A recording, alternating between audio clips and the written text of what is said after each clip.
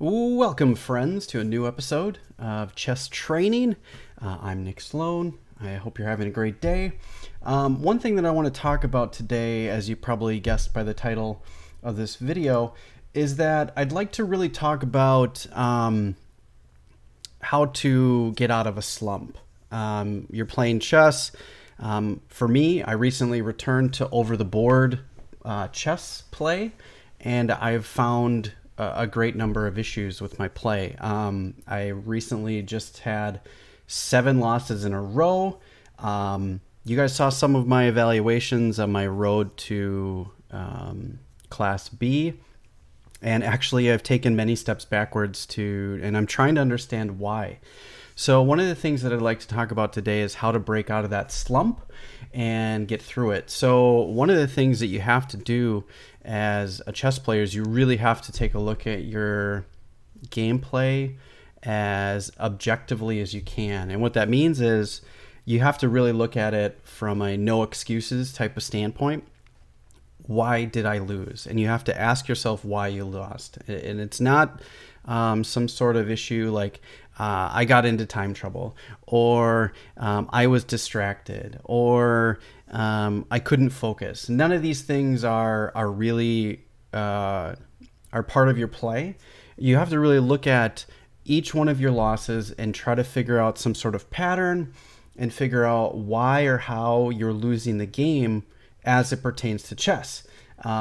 Any outside factors are useless and not going to help you develop as a chess player. So you have to really take a close, objective look at your games with no excuses whatsoever and try to figure out what's going on. With that being said, you have to then document everything that you're doing. You have to document. So I have a list, and I'm going to show it briefly. I have my notes from a lot of my stuff. So I took a look at tons and tons of notes, and I wrote down as much information as I could. So what I did was I put all my games on the boards. I put them in ChessBase, and I took a look at as much detail and data as I could. And I found a lot of interesting things. So one of the first things that I saw in my last 7-game losing streak was that I have actually lost to some tactical issue. So tactics are a huge problem in my game. I'm missing very basic and easy combinations, 2 and 3 moves. I'm not calculating far enough, though I can calculate. I'm calculating incorrectly, and I'm coming up with really complicated plans for something that's extremely simple. It's just I'm overcomplicating chess for some reason. So I don't know why that is, but that's something that I'm doing. I found that as an issue. Number 2, I found that there was always an issue while I was attacking. I was premature. I suffer from what Simon Williams calls as premature attaculation. It's horrible. So what that means is I start an attack with completely unfounded, stable piece development. So I'm starting to attack, and I'm not counting my defenders, my opponent's defenders. I'm not looking at my opponent's threats. I'm just kind of going full bore into it, and I'm not really looking at it. Another problem with my play is I get into severe time trouble. I'm thinking way too long on non-critical moves. I'm spending 3 or 4 minutes on moves that I should just automatically kind of just make. Or longer. I'm spending, I have an example on the board, which I will get to in a minute here, but I'm spending a lot of time on non-critical moves that should be really easy to make. So I'm getting down into time trouble really easily. It's move 20 or 30, and I've used an hour of my time in an hour and 40-minute game. It's just not good, so, and then, so another thing that I noticed in my analysis was that I'm playing kind of almost reaction chess. Though I'm trying to come up with my own plans, I'm kind of reacting to what my opponent's doing, and I'm not actually following through with my plan, along with trying to stop them from doing their plan. So that's something I've also noticed. And then lastly, one thing I noticed, which was a huge, a big insight along with all those others, which are big insights, which is a big 5 things that I have wrong with my playing right now, is the last 7 games were all in openings that I knew nothing about. I fell for my my opponent's plans, and I walked right into their openings and their opening prep, and then I'm immediately at a disadvantage. So the last 7 games that I played, according to this, as I'm recording this, is I played a Shigoran. Actually, there was one exception, and this is the exception. My second loss was I played the London as white against a Dutch. I've never played the London against the Dutch. And that was also another premature attaculation issue, but which ended up being a tactical blunder.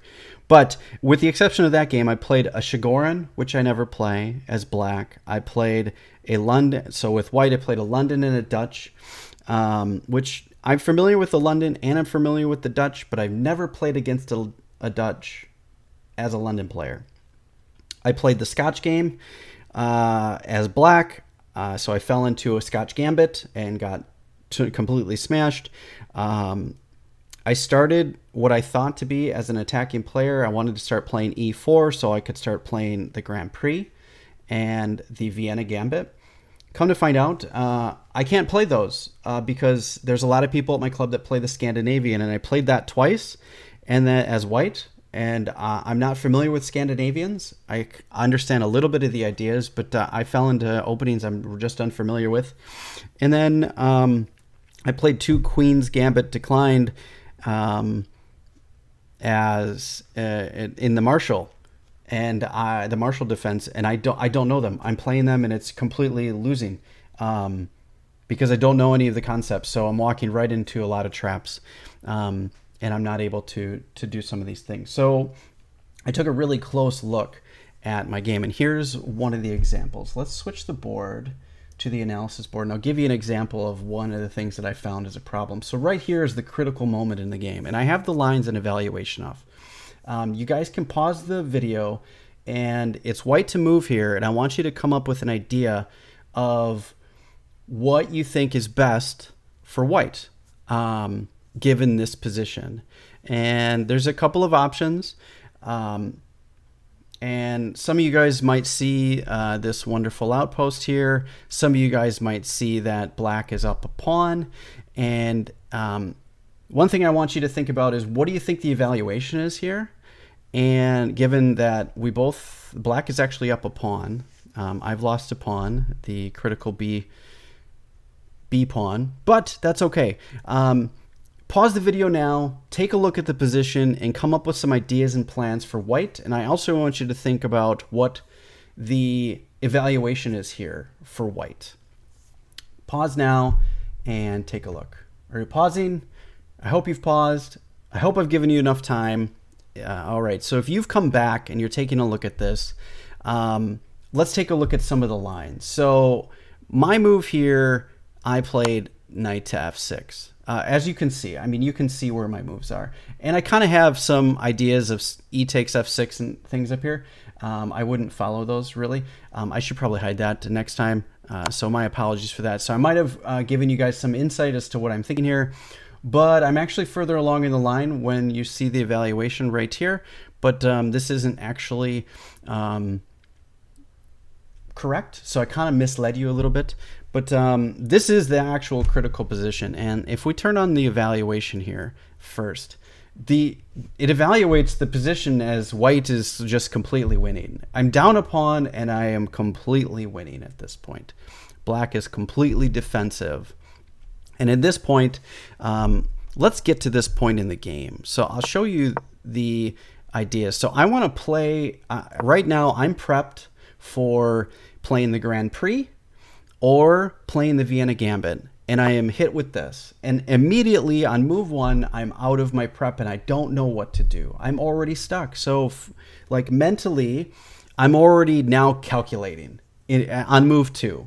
I don't know what to do. Now, I understand some of the basic concepts of the Scandinavian, and the main move here is usually just taking the pawn, and then queen with bringing the knight out this is a pretty normal plan in the Scandinavian. I know this. However, I completely abandon all of this and I play it completely differently. And I just say, okay, well, I'm going to push d4 and block his knight from coming up. e5, and then he immediately met with this. So now we're just in completely unknown territory. I don't think my opponent was expecting this, and I haven't actually gone over the game with him, but I just wanted to show kind of the moves as we'll kind of buzz through them a little bit. I think I'm playing well here. He decided to take off the knight and try to get the pawn. I thought for sure he should have taken here, I think. I'm not exactly sure if that's best. Let's take a look at the lines now. No, there's probably some things that go on, but either way, I decided to give him a positional disadvantage. I'm attacking his weak pawn. These are my ideas here. I'm pushing him back and going for, some things. And I made some queen moves that seemed to be really kind of weak. And now we're back at the, I'm making some moves. I'm trying to progress, but I don't really have much of a plan. And here's the critical moment again. And we're going to take a look at this. If you did pause and you took a look at plans, hopefully you came up with either rook f to b1 to come back and get your pawn back, or a3 to kind of make them push b3 and then try to get the pawn back that way. I hope you came up with those types of things. If you didn't, that's okay.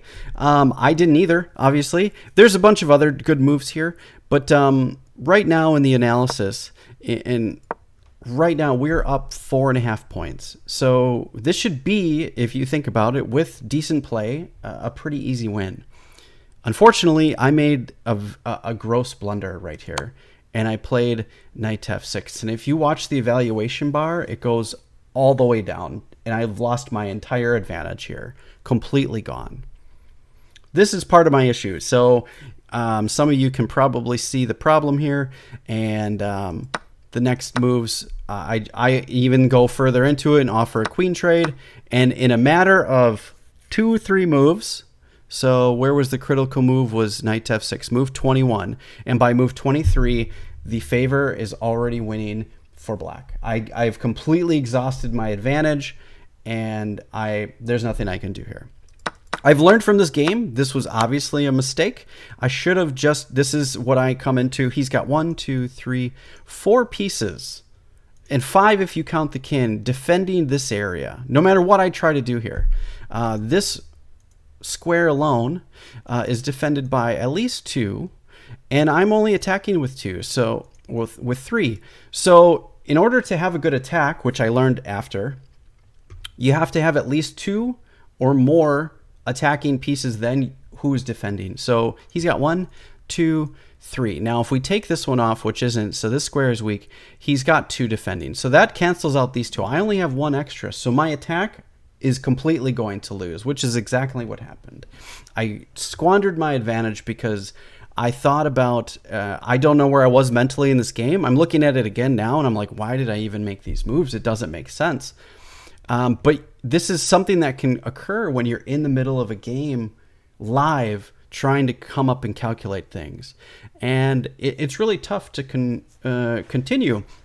And after you feel like you've squandered your advantage, I felt like I was winning here. I didn't know I was winning by that much. I felt like I had a really good position.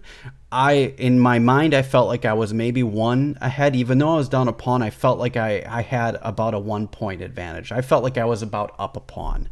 Just because this one's not going to be easy to keep. I'm going to be able to get it back.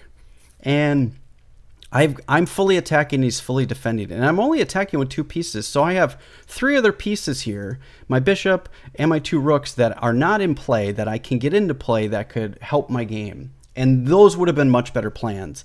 If I would have identified that these 3 pieces are really not doing anything, the bishop's doing a little bit, but it could be improved.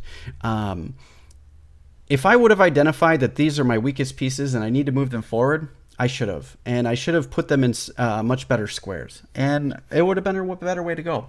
So, a really interesting game. Maybe you guys found some really interesting lines. Maybe you didn't. So, with that being said, how do we solve the problem and get out of a slump? So I've identified all these problems and issues, right? So hang on a second. I have some notes here.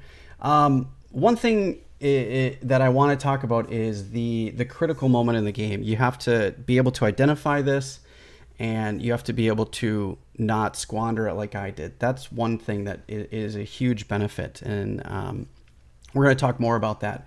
I've also determined that my training plan is just completely wrong. I'm trying to play openings that I shouldn't be playing, not based on me as a player. So one thing that you have to ask yourself is, what type of player are you? Me, we talked about the chess personality. I took the chess personality test, and I've taken it a couple of times to try to make sure I'm understanding what I'm looking at the right way. And you could use this as a grain of salt, but if you don't know, it's a good place to start.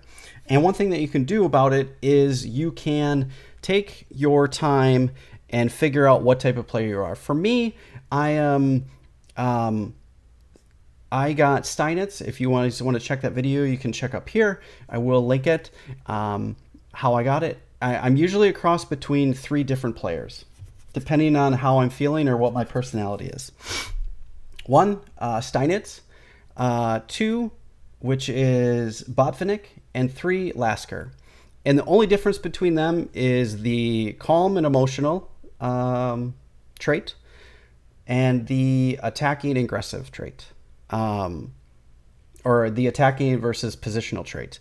I am mainly, most of the time, I am a completely positional and solid player, and I'm not really aggressive or attacking whatsoever. So with that being said, I'm trying to play E4 openings and very aggressive openings like the London and the Vienna Gambit and the Grand Prix, and I'm not an attacking player. That's a huge, huge problem. So what type of openings should I be playing based on the type of player that I am? Given that I am a more positional player, I have elected to change from playing the London and the Caro-Kann. Now, there's nothing wrong with either one of those openings. They're fine. If you're attacking or positional player, you can play them both. I found that I have a tendency to prematurely attack, so in an effort to stop that, I'm going to play completely fully positional as much as I can and let tactics kind of come up into my play, and then I don't want to engage somebody. I want to allow somebody to cause them positional weaknesses and then exploit them later. That's my game. That's how I'm supposed to play as the type of player. And I've identified that. And if another way I identified that was I picked a bunch of openings from Chess Life. I have Chess Life or any chess magazine or any chess book. Open it up and take a look. And if there's a position in there you like, trace it back to what opening it is. I found that I am going to be changing from the London and the Caro-Kann, so as black and white. I'm going to be changing to playing the English Botvinnik system as white, which is a really solid opening, and it doesn't engage in the middle right away. It delays the attack and battle in the middle. It delays that. And then for black, I'm going to be playing the French and either the Dutch or the English defense. So those are the 3 which are a lot more solid.